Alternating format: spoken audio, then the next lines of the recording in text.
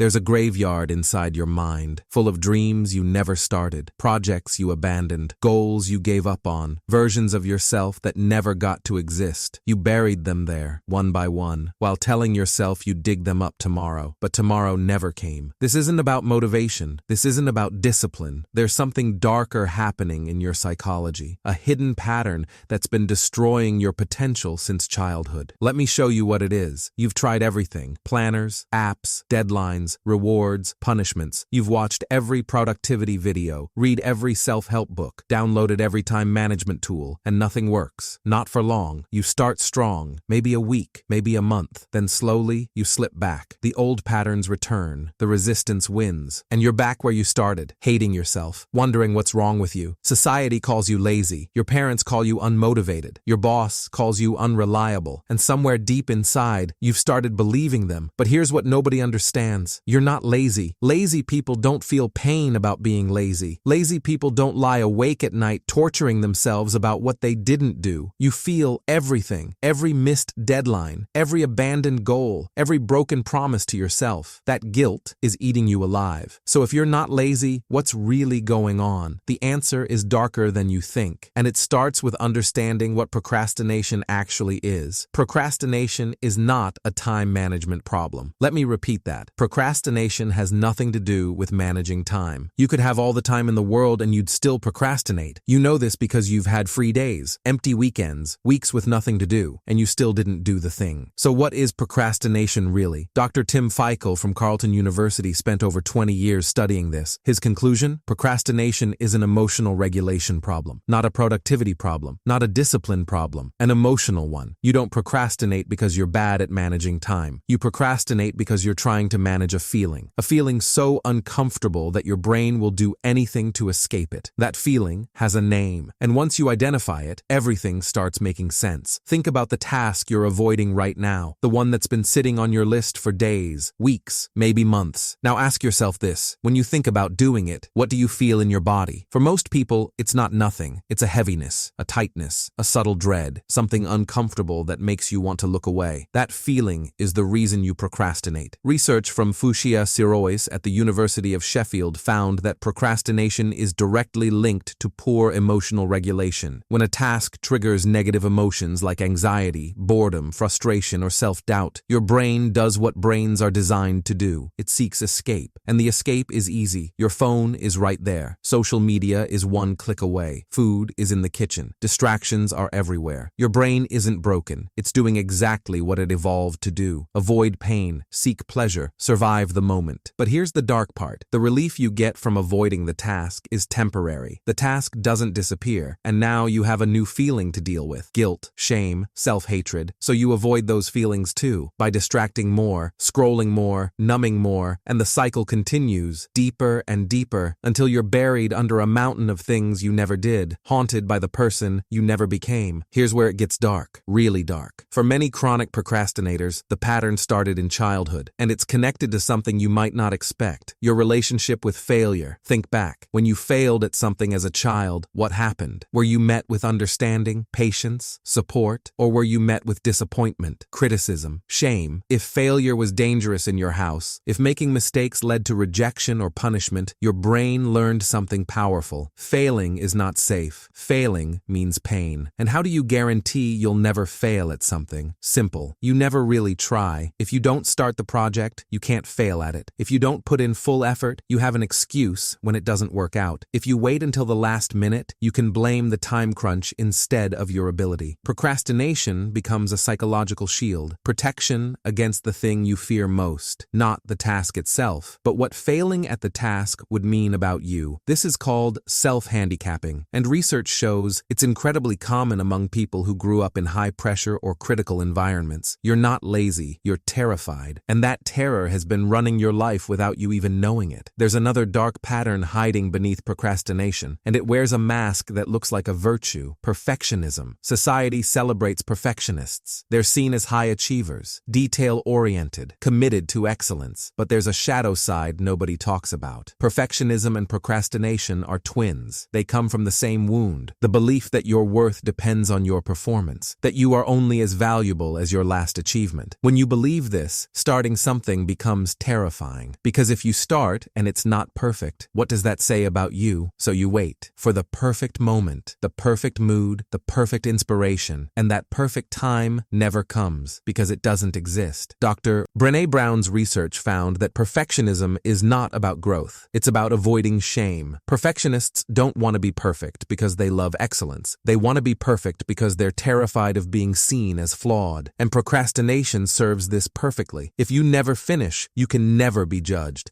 If you never try fully, you never risk exposing your imperfection. The shield protects you, but it also imprisons you. There's a fascinating and disturbing discovery from neuroscience. When your brain thinks about your future self, it processes that person as a stranger. An fMRI study from UCLA found that when people think about themselves in the future, the brain activation patterns are similar to when they think about other people, not themselves. What does this mean for procrastination? It means when you push a task to tomorrow, your brain genuinely feels like you're giving it to someone else. Future you, a stranger who will handle it. Present you gets the relief. Future you gets the burden. And this is why you can genuinely plan to wake up early, work out, eat healthy, and be productive tomorrow, then wake up and do none of it. Because the person who made those plans isn't the same person who has to execute them. At least not in your brain's experience. You're not betraying yourself. Your brain doesn't even recognize that you're the same person. This is why willpower fails. You can't rely on future motivation because you can't feel future emotions. You only feel now. And now the task is uncomfortable. The final dark truth about procrastination involves your brain's reward system and how the modern world has weaponized it against you. Every time you check your phone, scroll social media, watch a video, or eat processed food, your brain gets a hit of dopamine, the reward chemical, the feel-good signal. These dopamine hits are fast, easy, guaranteed. Your brain loves them. Now compare that to working on your goal, your project, your dream. The dopamine from those things is slow, uncertain, delayed. Maybe you'll feel good when it's done. Maybe. Your brain does the math. Fast, easy dopamine now versus slow, uncertain dopamine later. The choice is obvious. This is why you can spend 6 hours scrolling but can't spend 30 minutes on something important. Your brain has been hijacked by a system designed to give you instant rewards for meaningless activities. And every time you choose the instant reward, you train your brain to need more of it. The threshold rises. Normal life becomes boring. Your goals feel impossible. The things that matter most become the things you can least motivate yourself to do. You're not weak. You're addicted. And the addiction was engineered by companies who profit from your attention. Here's the truth that might break you or set you free. Procrastination isn't your enemy. It's a messenger. Every time you avoid something,